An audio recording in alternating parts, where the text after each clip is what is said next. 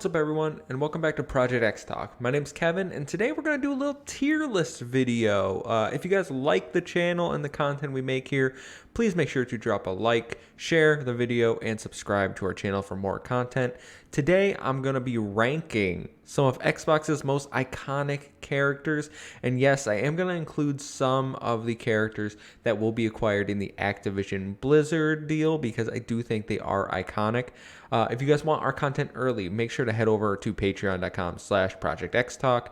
$1 a month can get every video we do except the live podcast as soon as they're done. Literally as soon as they're done. So if that sounds appealing, head on over there and make sure to rate us on all podcast services.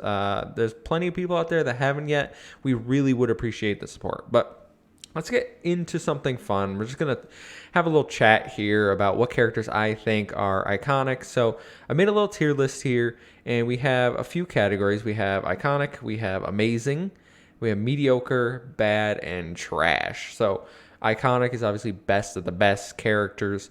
Amazing, they're really good, just not like, brand defining characters. Mediocre, they're all right. They're fine. Bad, pretty self-explanatory. And trash characters where you have you're not a real character, essentially, in my opinion.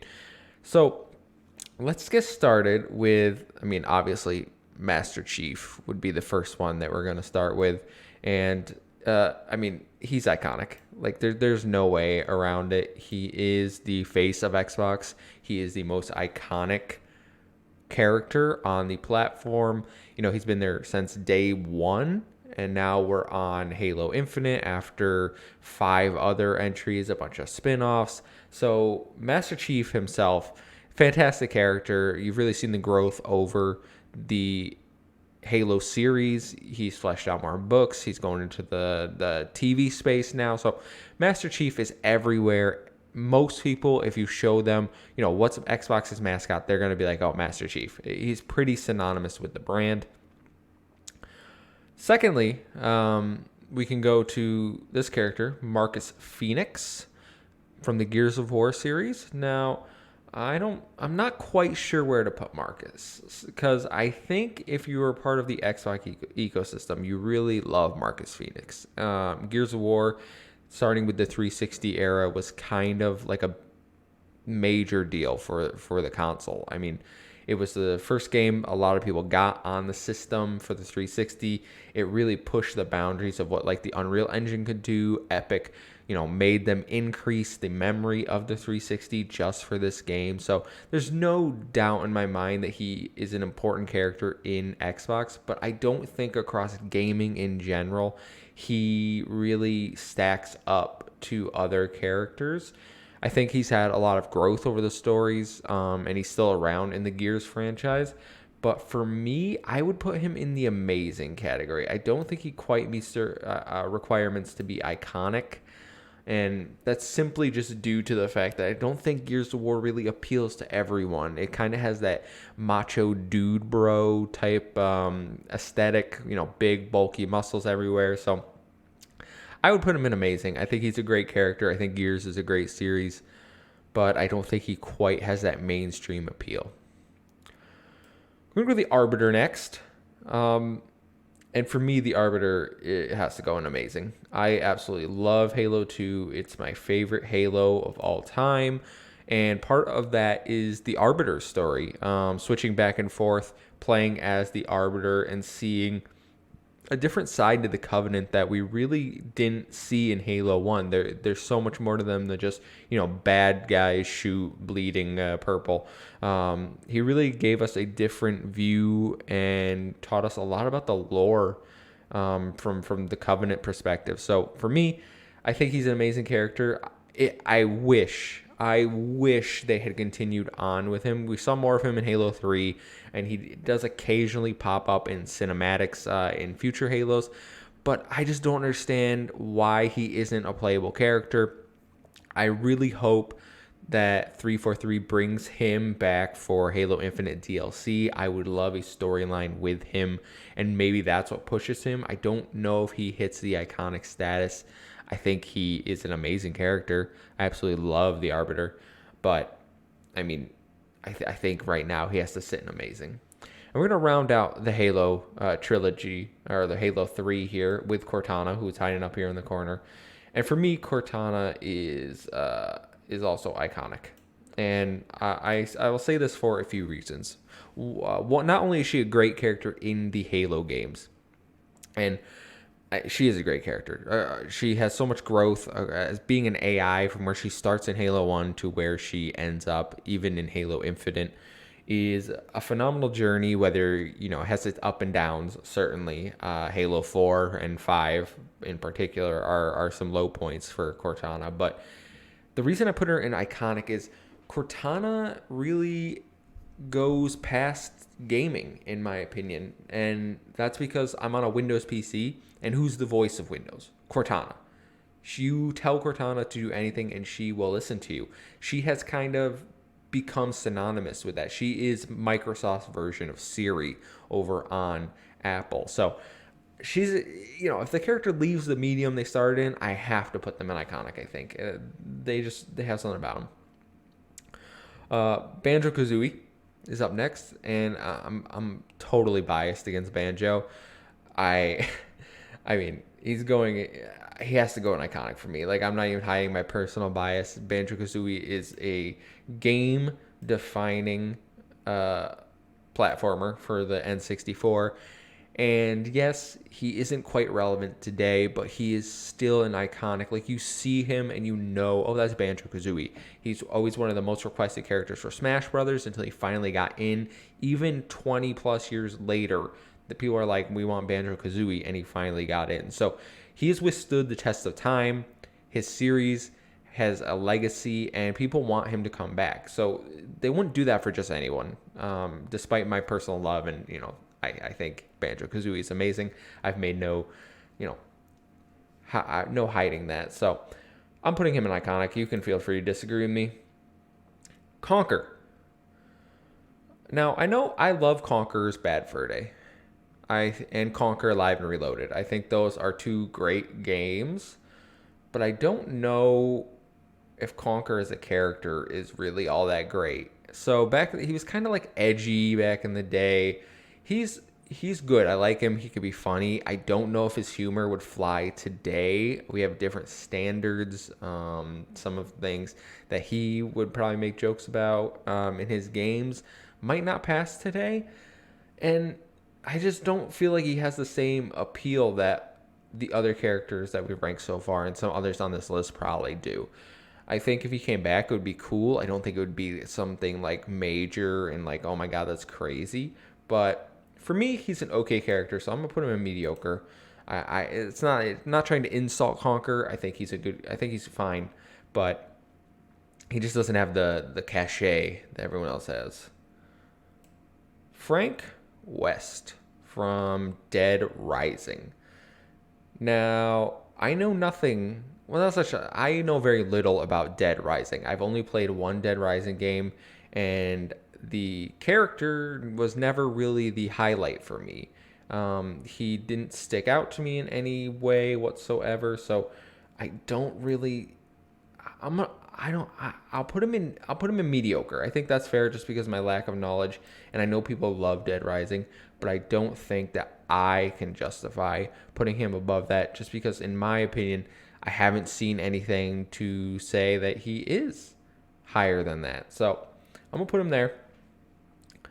Next we have Rasputin Aquato from Psychonauts. And listen, Psychonauts 2 was my third favorite game of last year, my top 3 of last year. But I don't know if Raz himself is a phenomenal character. I think he's a good character, but he's kind of, just there to move the plot along sometimes. Yes, he's a good person. He wants to do right by his family and become a psychonaut and save the world. So I think he's a good character, but he kind of is just like, I'm good because that's who I am. I don't really feel like he has many deep things going on. So as much as I love Psychonauts, I think I gotta put him in mediocre. I don't think he quite has the depth that is needed to be above that. Maybe he'll get it in Psychonauts 3, but we'll find out. Joanna Dark from Perfect Dark. Now, there have been 2 Perfect Dark games. Perfect Dark on the N64, which everyone loves, and Perfect Dark Zero on the Xbox 360, which not many people like. There is a Perfect Dark in development from the initiative right now, but we've yet to see anything else from her. And I mean, if we're being honest, like, she's not a great character, right? Like, she's fine. She's a strong female protagonist. But if you're like, oh, is this an iconic gaming character? I don't really consider Joanna Dark to be that iconic. You could probably change the main character of Perfect Dark, and it probably wouldn't suffer all that much. You can feel free to tell me I'm wrong. That's completely fine. These are my opinions. But Blinks the Time Sweeper. Love his design. Think that he should definitely come back and have a second chance because Blinks has a dope design. But let's be real, his games are bad. His games are bad. He's not iconic in the slightest.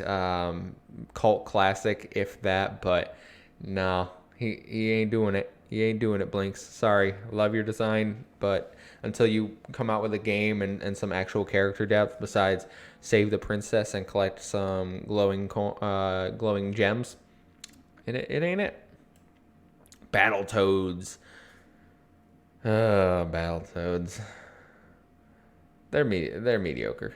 They're mediocre. They've always been mediocre. They're kind of joke characters.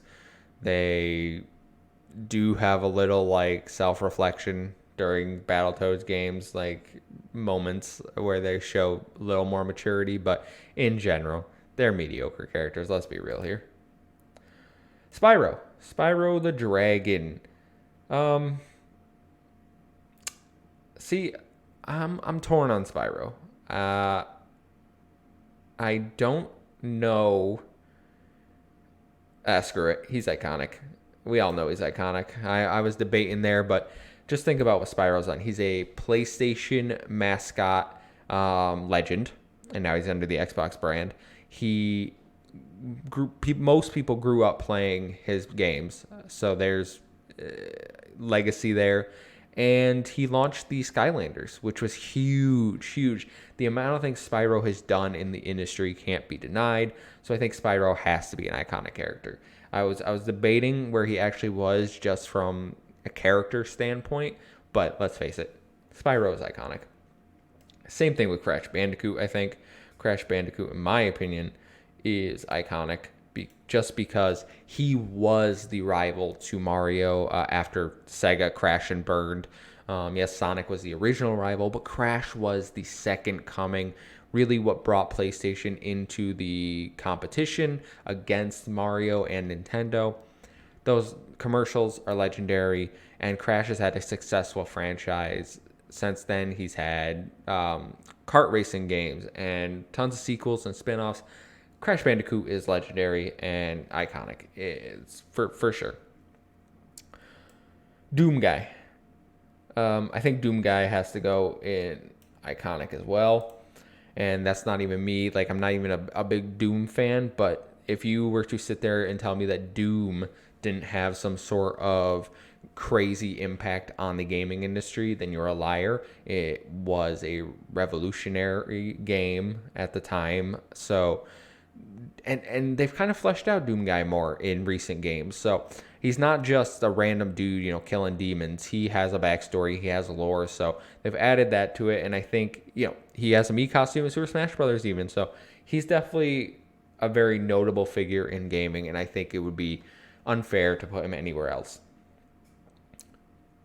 Oops. I don't want that one. Oops. What am I doing here? Tracer from Overwatch. Guys, I'm gonna be real with you. I don't really like Overwatch. Overwatch is it's not my game. I understand why people like it. I have my faults with it. I honestly think Battleborn was the better game that came out at the time.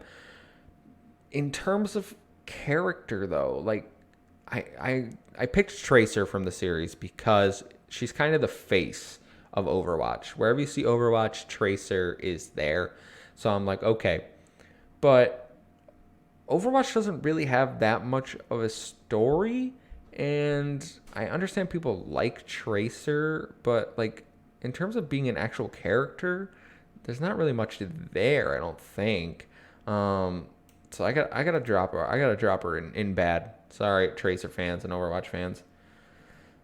All right, time to make everyone mad. Steve from Minecraft, trash character. He's not even a real character. He's a meme. Don't at me. He is a meme to the highest degree. I understand everyone likes Minecraft. He is not a character. He does not have a backstory. He doesn't have anything. He's just blocks. There's nothing going on there. He's not a real character. He's a meme. I didn't even know he had a name until 2 years ago when everyone was clamoring for him to get into Smash Brothers.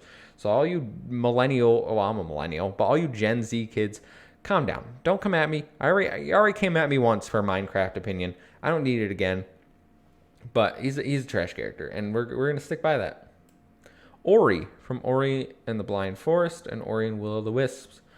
Ori's a great character. Fantastic games, some of the best on Xbox, especially in the platforming genre. Ori's fantastic. I don't know what else to say. Senua from Hellblade, amazing.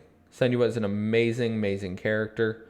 Yes, only had one game so far, but if you played Hellblade, that is a phenomenal experience. It tackles mental health in a way that no other game has.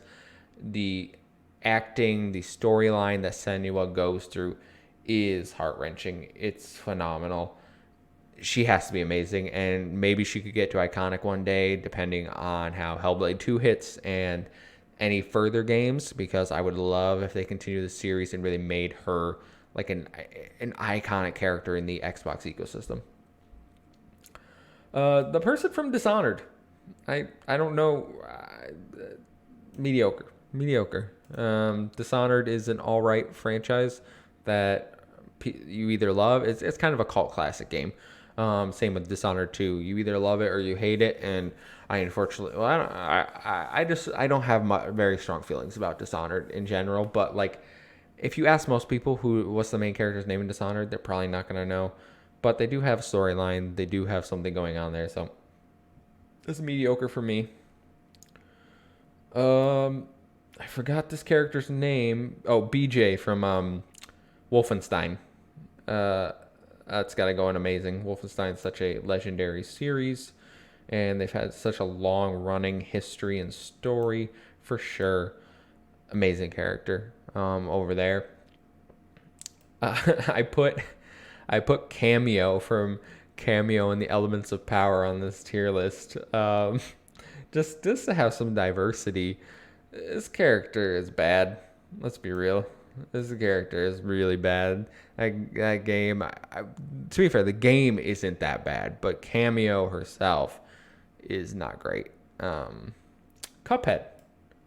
Cuphead is amazing, I think. I'm debating between amazing and iconic. The only reason I would say iconic is that it's got a TV show on Netflix now. It kind of has blown up into something bigger than its game, but I'm going to put it in amazing. That kind of feels right. Viva Pinata. Viva Pinata, again, decent games. They're pretty bad character. Like, they're pinatas. They don't have any story. They don't have any depth to them. They did have a TV show, which was also bad, but yeah, Viva Pinatas ain't it. And then lastly, I put Kate Diaz from the Gears series. So she's the new protagonist in Gears 4 and 5 and probably Gears 6. So I was like, where does she fall compared to Marcus? And for me, Kate Diaz hasn't quite hit the heights of the previous entries. I liked Gears 4 a lot. I wasn't that hot on Gears 5. And I do like Kate. I think she's great. I played Gears Tactics, so her dad is the star of that game, and I actually like him better than her. But I do think she has some promise. She has an interesting backstory, a lot of family stuff going on there. So for me, I would put her in mediocre right now, but I do think she has the potential to reach higher. I just think they need to improve a few things. But Guys, that's my tier list. You can leave some comments down below. Let me know what you agree with and disagree with. You probably disagree with a lot. This is a very biased opinion tier list. I try to give my reasoning, but you can let me know why I'm right or wrong. Please, while you're here, drop a like on the video, subscribe to the channel, and you can follow us at Project X Talk over on Twitter to stay up to date with all the latest. And you can follow me at the Muffin Mon. That's a 1 instead of an I and an O instead of an A. But until next time, guys, I'll see you. Goodbye.